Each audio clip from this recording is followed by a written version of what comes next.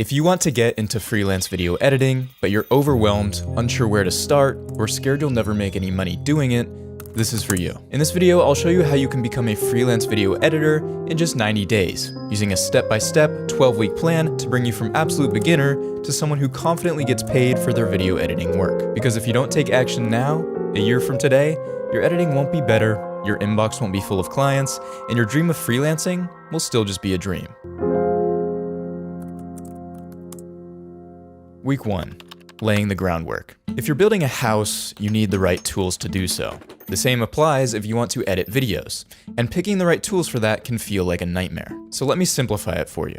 I recommend Premiere Pro if you want to take this seriously. Its integration with other Adobe Creative Suite tools, like After Effects or Photoshop, is simply unmatched by any of the alternatives. And even as a video editing freelancer, your work might require you to design things, which would be Photoshop or Illustrator. Or you might need to quickly make beautiful motion graphics, which would be After Effects. I see a lot of people talk about DaVinci, and while it's definitely better for color grading, and it's definitely cheaper, I just think with the reasons I just listed and Adobe's expansive ecosystem of plugins that make your workflow a lot faster, it's the best bet right now. Not saying that can't change in the future, I'm open to it, but feel free to disagree with me in the comments. However, if you literally don't have the money to buy Adobe products yet, go with DaVinci. Go with Final Cut. It really doesn't matter that much, because a lot of the skills you learn for these softwares carry over if you need to switch later. So don't stress over which one you pick at the start. Once you choose your software, watch a long-form tutorial that gives you some practice footage to follow along with, because it's much better to learn by doing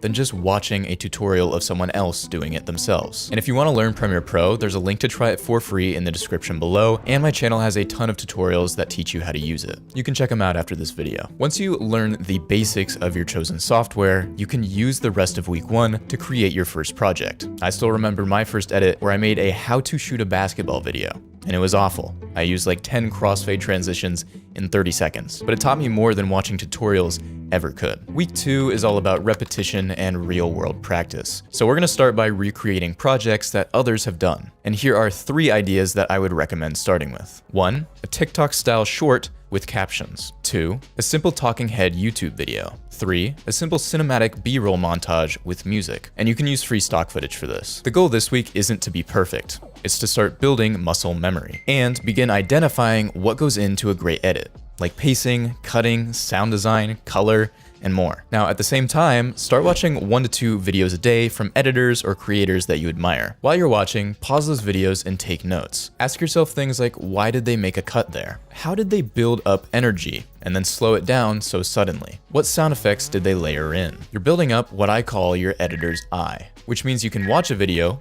understand why certain decisions were made, and even what elements were used, and how they were pieced together to achieve the desired outcome. Weeks 3 to 4, choose a niche and learn it. Videos fall into 3 core categories: educational, entertainment, and commercial. Inside those, there are niches: talking head, vlogs, lifestyle, short-form content, podcast editing, course editing, gaming videos, weddings, events, ads, promotions, and so much more. Personally, I've dabbled in a lot of these niches, but I landed on educational content because it felt the most impactful for me. But you may choose to edit entertainment videos like some of these channels, because they made a big impact in your life, or you just like them. But no matter what you edit, the fundamentals are usually the same: pacing, sound, visuals, emotion. But the emphasis shifts. So gaming content might mean fast cuts and humorous storytelling, whereas weddings might be beautiful color grading and emotional storytelling. This being said, don't get too caught up with picking the perfect niche, because you don't need a plan for the next 3 years.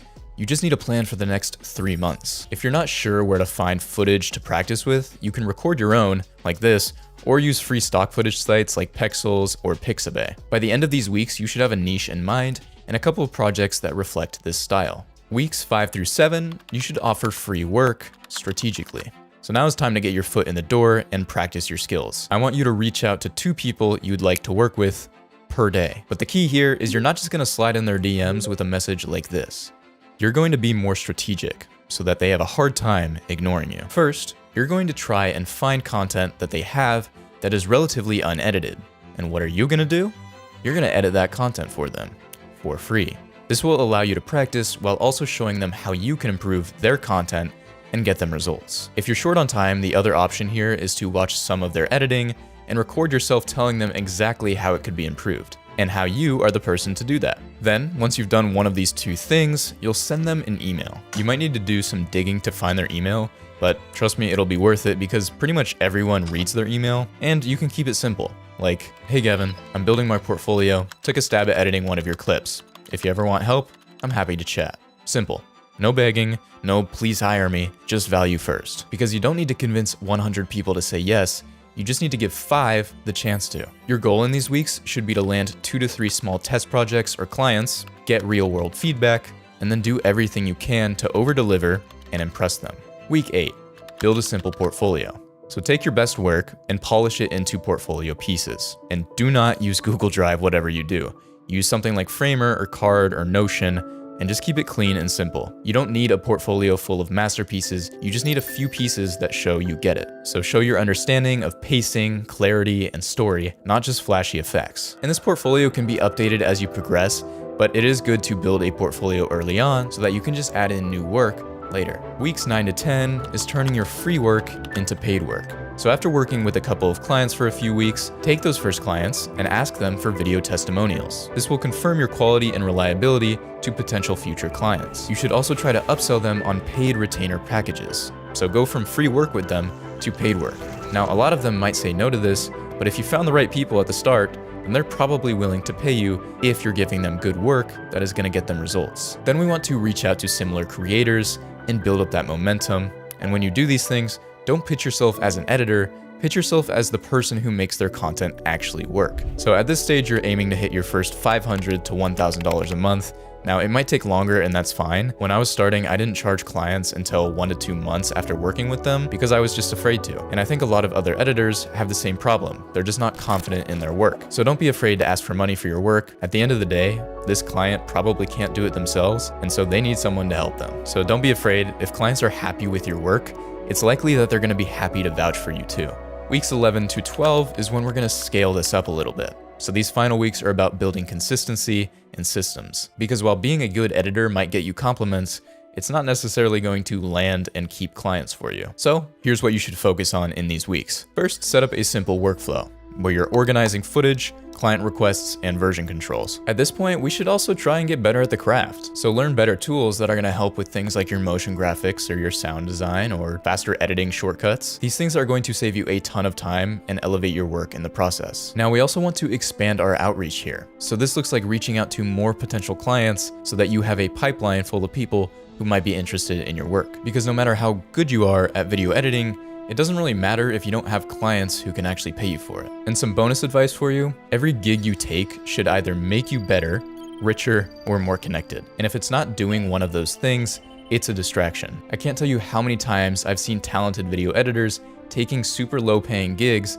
and just doing that over and over and over again and expecting something to change. At the start, you might need to work with clients who don't pay you much, but once you have some work under your belt and some testimonials behind you, then you can actually reach out to people who have the ability to pay you a lot better, and they're a little less picky because they trust you and your vision, whereas cheap clients are never gonna do that. I really hope this helped you out and you got something from it.